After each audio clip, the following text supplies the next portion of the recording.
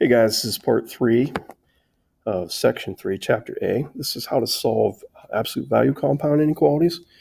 And if you watched the tail end of the last video, basically what happened was, or we showed you that if you're doing an absolute value and it has a less than symbol, the answers ended up being between two numbers.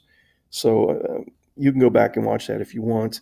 We'll show you how to set it up here for number one in a moment. But so less thans, and that's the best way I can come up with to remember it, is if you remember less than, literally, is always going to be shaded between, or you're going to end up with an and answer with two answers. And as far as these guys, greater thans, so if you can maybe remember great or. So great or and less than, and that'll help you out as far as which one's which. So for number one, I see a less than symbol. So I'm thinking the words less than. So I know that I'm going to be doing an and problem. The question is, what are the two problems? Well, no brainer, right? You got a 2k minus 17 less than 13. So one assumes that you're probably going to solve that like you normally would, even if you didn't have a clue how to do this problem. So I'm going to add 17 to both sides. Whoa, less than symbol right there. I don't know what that was. And divide by 2. And I got one answer. So you have to think absolute value in terms of a number line. If you went 13 units to the right on the number line, you just went 13 units, a distance of 13. But an absolute value represents a distance. So couldn't you also go negative 13 units to the left and you would still travel the same distance? And the answer to that is yes. So here's how you set up the other half of the problem. You start off with the same deal, 2k minus 17. But basically what we're going to say is, hey, if I went the other direction and I went 13 units that way, it's going to give me the same answer, or the same distance. So solve this guy, same way, add 17. Divide by 2. And there's how you get the two answers. Okay, but it is very important. You have to keep in mind that we were doing an and here. Alrighty, so I got a 2 and I got a 15. So if you watch the other videos, we're just going to solve these guys just like we did the other ones. So I don't know why I switched colors already, but k is greater than 2. I'm going to do that one first. Open circle, greater than. Shade that away. K is less than 15. Open circle, shade that away. If we're doing an and, well, where do they overlap? They overlap in the middle. And all I'm doing is transferring the circles. So if I was using an open circle for 15, I'm still using an open circle. If I used an open circle for 2, I'm still using an open circle. So interval notation, where's the shade? The shade goes from 2 to 15. If we have closed circles, we use brackets. If we have open circles, we use parentheses. Simple as that. All right. So first thing you really should establish is this guy. How do I read that? That's a greater than sign. So I know that this problem I'm about to do is an or. And if you can remember it, it's easy. It's like a lot of things in math. If you remember it, you got to remember it.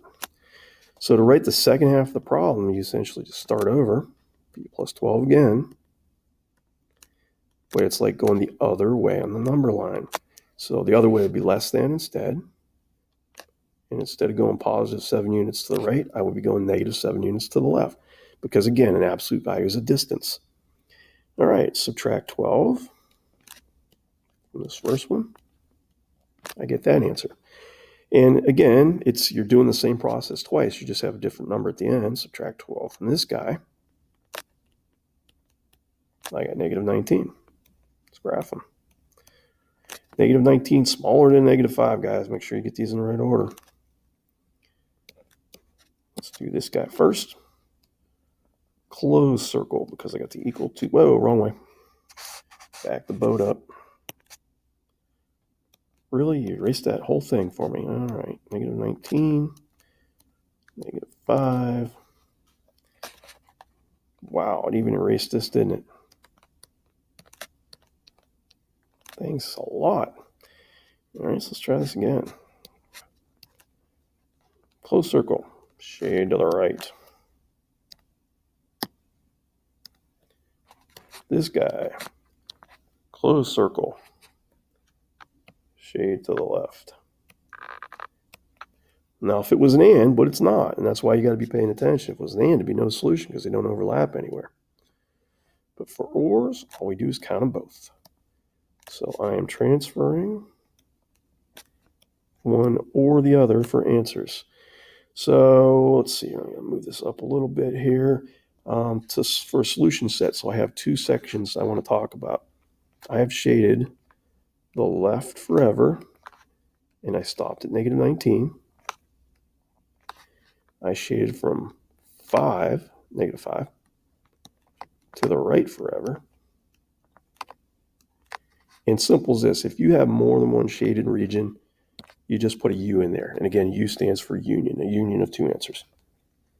All right, so that's how we do absolute value problems. So a couple more here. I'll tell you what, in the interest of time, I'm going to skip this, and I'm just going to say, you know what, I'm not going to skip it. Let's just go ahead and do it. So start here. I got a great or. So I know I'm doing an or problem.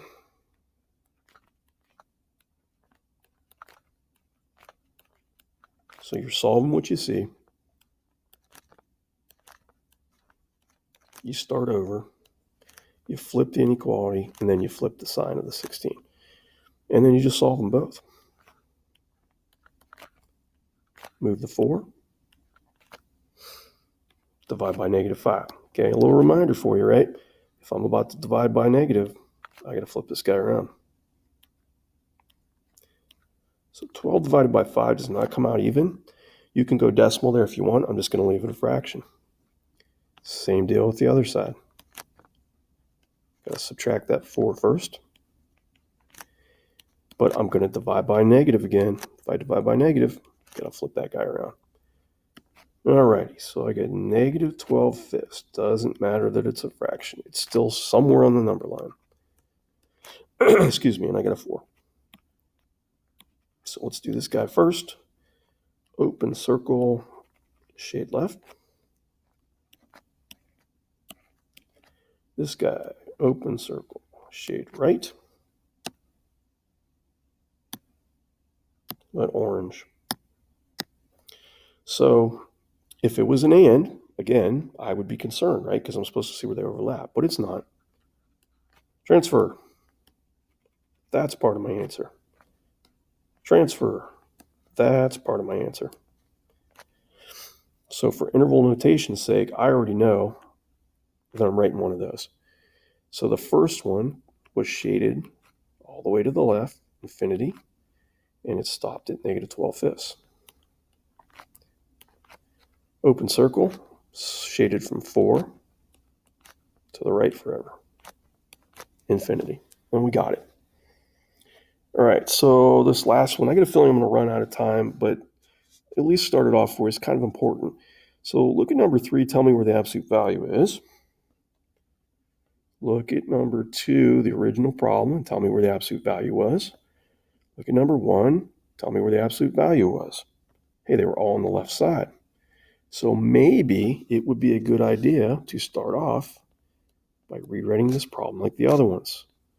I'm going to put the absolute value on the left side where it normally was, and the number on the right side where it normally was. But if you are going to flip the problem around,